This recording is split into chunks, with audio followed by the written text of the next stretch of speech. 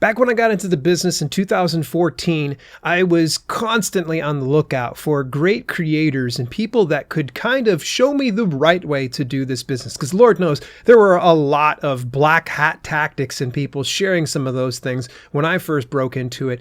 But when I discovered this gentleman, Doepker, I just became infatuated with his message because everything was above board. He never ever promised any kind of lavish dreams of Lamborghinis and mansions and things like that. And that's what resonated most with me. So of course, about a few years ago, when we actually got connected to do an interview on my channel previously, it was really awesome. I was fanboying out, and we have since grown a great friendship, if I don't mind saying so here, Derek, you happen to be tuning in, that we've been able to kind of chat with each other and network with each other. But I wanted to tap into something that Derek knows a lot about, and that is a book launch and how it could either make or break the success of your book.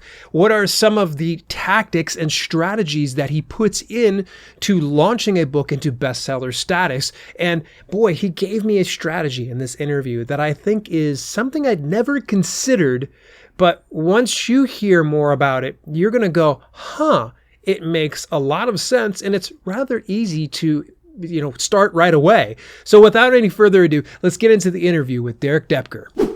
Derek, I think you're getting to the point now. You're going to end up having a gold jacket for appearing over on my channel multiple times. Are you excited about that? I'm super excited. I always love doing interviews with you, Dale. Yeah, I'm always pumped up to get a chance to chat with you because you're one of the people I consider the OG. I've looked up to you for so many years. Back when I was just breaking into this business, you were sharing information so willingly. So I feel like you're a great go-to person when it comes to launching a book. What has been the process for you in launching a book, and especially trying to get it to where it's selling and, more importantly, becoming a bestseller on its individual platform? Yeah, so there's a couple different strategies, but the gist of book launches, which if anyone's studied this is probably going to be just a reminder, familiar territory here, which is driving a lot of sales during that launch period. And so I kind of divide it into a couple phases. So there's like the pre-launch, and this is where, we could spend hours and hours on this. So I'm going to give the kind of high level overview. Then you can ask me more questions on anything specific. Yeah. Basically pre-launch, I want to get some early readers in there. I want to get some people who might potentially leave a review. And if you have an email list, that's going to help with just about everything that you're doing. Building your email list, whether that's finding reviewers, promoting the book when it launches. Now, if you're just starting out, you don't have an email list to start with. Okay, there's if we're talking early readers, there's ways of finding them through different groups. There's different services that can help you connect you with reviewers. I've done things like doing a giveaway of similar books. So you can do this in any genre. I did here's 10 best-selling personal development books, and one person's going to win this bundle, and I'll buy the books on Amazon and ship it out to the winner. But everyone who enters is now on an email list, doing like King Sumo. And so I've gotten people who've agreed to be early readers, like, hey, you didn't win the big prize, but I got this book coming out. You can check it out, offer some feedback if you'd like. So basically recruiting people that can help refine the manuscript, because obviously we want a good book to launch. And then when it first uploads, when I have initially, I like to get at least sort of a minimum of 10 to 20 reviews on the book real early on before I even start doing promotion for the launch. So if you have some people who've read it, and we can dive into anything you want to know about getting reviews as well, but basically getting those initial reviews in place. Then if we're talking about an ebook launch, doing some sort of discount. So that could be, if you're in KDP Select, that could be like a free to a 99-cent kind of transition, or just starting out at 99 cents, some sort of discount for a limited time. And I've done this in Daniel Throssell, who's a great email copywriter. He did I think brainstormed or helped do like Australia's biggest ever book launch. And so I was just interviewing him, and he was kind of giving I give the part of the strategy that he shared on the interview, so I know he'd be comfortable with this. And that's basically the combination of the discount combined with bonuses. And so you really think, what's a like sexy bonus or bonuses that you could offer, especially for your audience, that they might want to get those bonuses, even if they almost don't care as much about the book. hopefully they also care about the book. The idea is like, I want to get those bonuses. So you got this discount. Maybe it's going on for about 5 days or whatever, kind of a window of opportunity where maybe it's like you can get the book, it's on sale, and you get these special bonuses, and you've been building the buzz up to that. You just want to drive sales over that period of time. And these days, talking to other experts and people who are on top of it, when I got started, it used to be like try to get a bunch of sales in one day. Nowadays, it's more get it maybe over the course of 5 days or over a launch period of a week or so, and just maximizing the sales. Then after that, you might raise the price, and you can then kick on things like Amazon ads or other forms of advertising that can kind of help sustain the sales at a regular price. So that's very high level, kind of the gist of doing book launches, and we can dive deeper into any of this that you want to, Dale. Yeah, so you're one of the easiest guests that I've ever interviewed. That's why I could have you here practically every week, because you do have a great understanding of the business and have interviewed some of these pros. Let's go ahead and backtrack just a little bit. I want to kind of unpack a few of these areas here, because you obviously brought up some really good points. Now, when you talk about offering a bonus, I think the very first thing a lot of people are going to be concerned about is, does this violate any terms of service? And if it doesn't, what type of a bonus would I offer? Yeah, so when I think terms of service, I want to make another point about getting book reviews. Never want to offer any sort of incentive for someone to leave a review. Like if you leave a review on Amazon, I'm going to give you a, prize or something Tiffany's like that. jewelry. You remember that case, Yeah. right? Yeah, so definitely want to avoid that. I don't see any issues with offering a bonus of saying like, hey, if you get the book, something that's congruent with it. So I've done things like, hey, if you get the ebook and you send me a receipt, I'm going to give you the audiobook as well. Nice. Things like that. So something that's congruent with the book. I actually don't want a lot of people, though, buying the book who aren't actually interested in it. It's not meant to be get a bunch of sales, and it could also possibly throw off the algorithm if it's like people who don't want the book. I know I said earlier, like almost like even if they don't want the book, but that's more of a thought process. Like what's such a good bonus that they want? Like, ooh, I was on the fence about the book, but I definitely want to get the bonus, or I was going to wait to get the book, but now I want to get this bonus.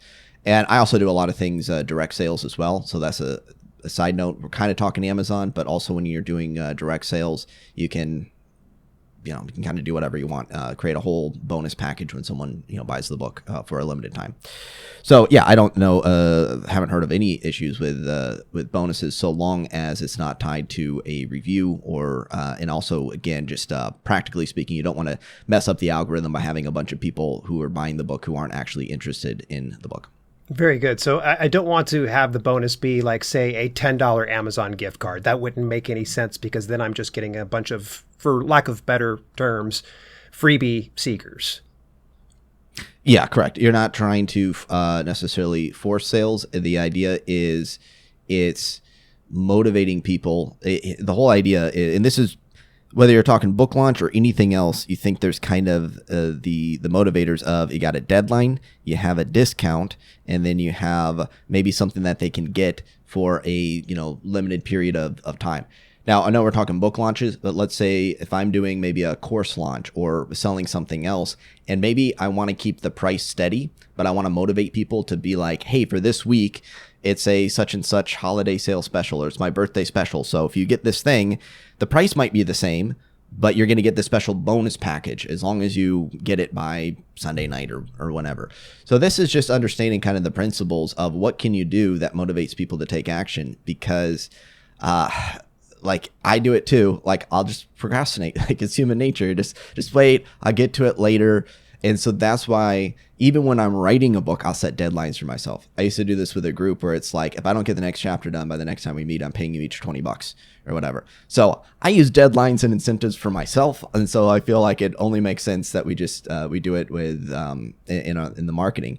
And it's not to say you have to do any of this stuff. These are simply options for you to play with.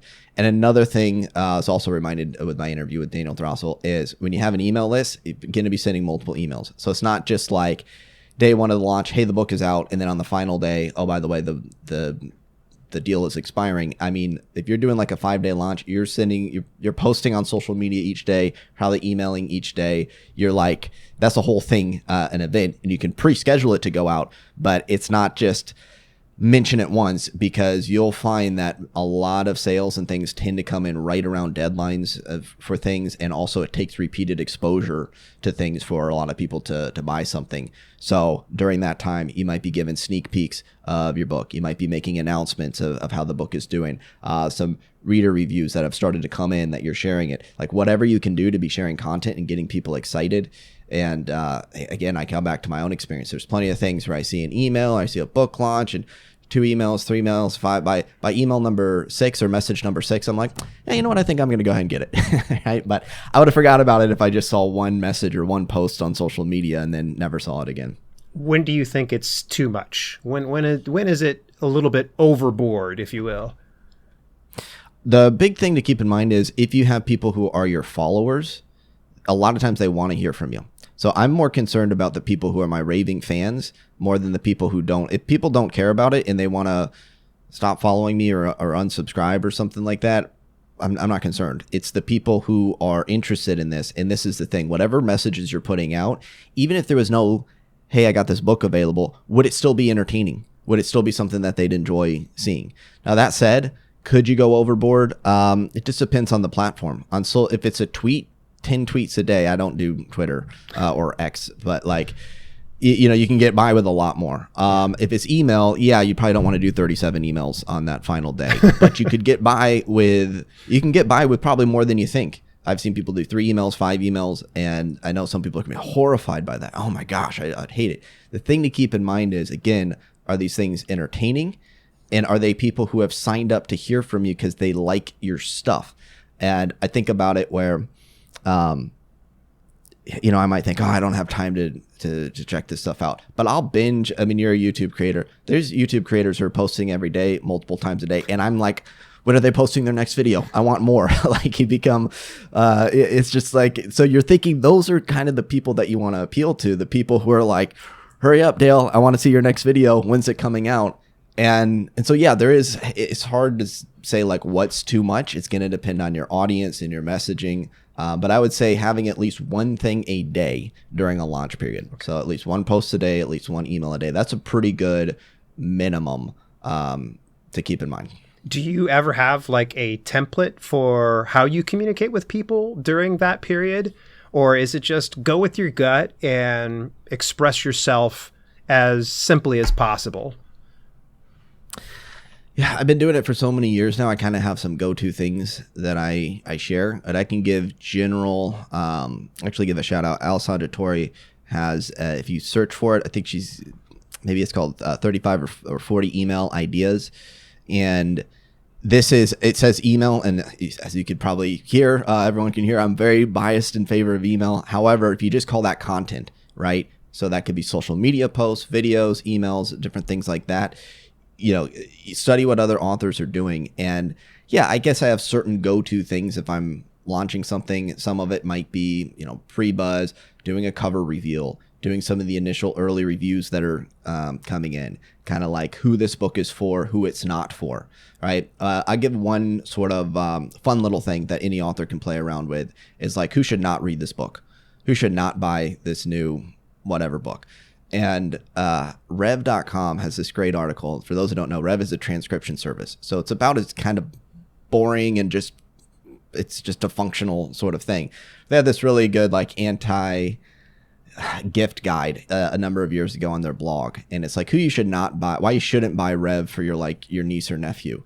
And it's like they wouldn't appreciate this insert blah, blah, blah, blah, blah feature or whatever. And so they were just like very tongue in cheek.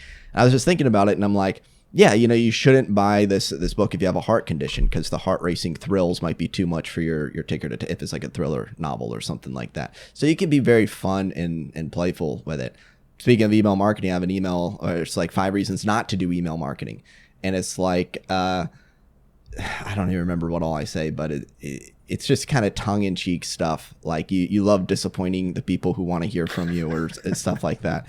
And, keeping them in the dark, wondering what's going on in your life. So that's something like you can find these different little angles where you're having fun with it. And so that's like the inversion method. So if you're thinking, who is this book for? You can certainly put a message out there like that. It's like, warning, absolutely do not buy my new book if blah, blah, blah, blah, blah. And so that's just kind of entertaining types of content. But stepping back, I mean, yeah, they're doing things like cover reveals, talking about what's in the book, who's going to enjoy it, who it's for, who it's not for, sneak peeks inside the book, little, revealing chapters or sections or quotes from the book. I see a lot of romance authors will do like, videos with like one of their scenes inside there. I saw a poetry author, Shelby Lee, actually just interviewed her. She's got like some poetry books, and it might just be one of her poems in there, a screenshot of the book and stuff. So you're thinking you're giving people a taste of the book, and that's another really great piece of content, is just like giving them the appetizer. Like if you're at a store and they give you a little sampler of some food and you go, I like that, maybe I want to buy some more. Very good. Let's backtrack just again here. It feels like I keep backtracking because you gave a lot of good stuff here. Talking about the bonuses. It got me to thinking, how do I fulfill those bonuses? What's the best way to do that? Is there a specific platform that I should look into? And also, will it cost me a great deal of money or time to utilize those resources? There's kind of lower tech, higher tech ways. I've had people, even today, I just forward me your receipt. And then I just manually send them the bonus, and whatever bonuses I offer for stuff like this, pretty much always going to be a digital type of thing, right? So you might think a prequel ebook or, some supplementary sort of, whatever type of thing that you want to do. So it's usually going to be digital. You could, I suppose, have some sort of prize maybe for certain people that you maybe ship a signed copy of your book to one lucky winner, 3 lucky winners or something like that. Mm-hmm. But I tend to do digital. And yeah, I've had people forward a receipt. What happened is I did one time where I had a bunch of people send me the receipt. And this is the way I think. I go, okay, I'm in Gmail. So they send it to like my main address. So I have like, Derek at Bestseller Secrets. And so maybe they send it there, but it forwards to my Gmail. So I got my whole Gmail and it's lined up and I go, this is going to take 30 minutes. Not too bad, but 30 minutes to sit here and reply to all these people. I wonder if there's a plugin that'll let me reply to all these people. So a quick Google search. Yep, there's a Chrome plugin. I do a reply all to all these people who sent me this. And I go, congrats, here's your bonus. And I send the link to like everyone in kind of like one go.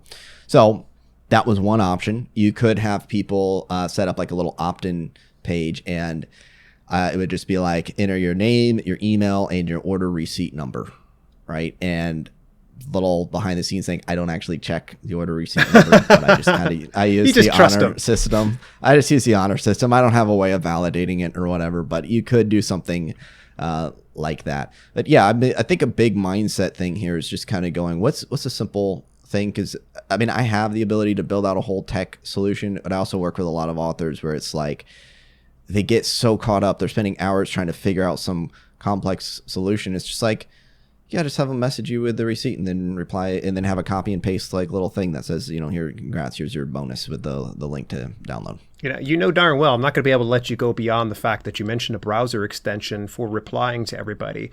Do you happen to remember that off the top of your head, what the name of it was? I'm looking it up right now. I don't know if I still have it installed, but it's probably something like Gmail Reply All. If you search for that, okay. Then something close to that should help you find Tremendous. So it's just a simple Google search away. So that's fantastic, actually. I always learn something new from you every single time we chat. And I feel like we could probably delve back into, getting the reviews or, any part of the whole book launch process, but I feel almost like that would require another couple of hours for us to just sit and just chat and such. So that's why I thought we would go ahead and wrap up on something that I love to ask every guest, and I'm sure I've asked it to you in the past, so you're probably going to have something new for me this time. What advice do you have for aspiring authors and self-publishers out there? One piece of advice, subscribe to everything that you're doing, Dale. You have great videos, you have great training. I like some of the sort of case studies that you do with different people and watching how you're helping out some authors and, showcasing different services and things like on Fiverr and all these things that you do. So that's one thing. And then I would say, I'm going to Imagine people are going to think I'm biased, and I guess I am as a coach myself. And I'd also say I got coaching. Even when I started out and I was broke, I remember I took a couple years to invest in a training program. It took me like 2 years to make payments before I could go through it. I volunteered at seminars to be able to learn more about marketing and stuff like that. So I'd say, invest in your education, and ideally if you can get some sort of coaching or guidance, that can be in the writing process, developmental editors, people are giving you feedback. I do copywriting, and I'm a pretty good copywriter. I'm on a coaching call today showcasing some of my bullet points, and they're just getting ripped to shreds by master copywriter. I'm like, okay, so you keep getting, it's like whatever level you're at, there's always that next level of improvement. So the ego takes a hit when you're willing to go, okay, there's probably some things I'm not seeing about my book or about my launch process that could use refinement. And it doesn't have to be with me, or just find someone that you trust who can kind of guide you through this, because there's a lot of information out there that it might not all apply to you, or not at this point. And that's where having someone that can work with you directly can help. And if you're just starting out, at the very least, get some early readers or get some people who can put eyeballs on what you're doing and get that outside objective feedback. You've been listening to the Self-Publishing with Dale podcast. Visit us at selfpublishingwithdale.com for more information on how you can level up your self-publishing business. Also, check out our growing video on demand service, chock full of free and premium content, when you head over to theselfpublishinghub.com. If you enjoyed the show, please consider leaving a review on your preferred podcasting platform. We thank you for tuning in, and we'll see you in the next episode.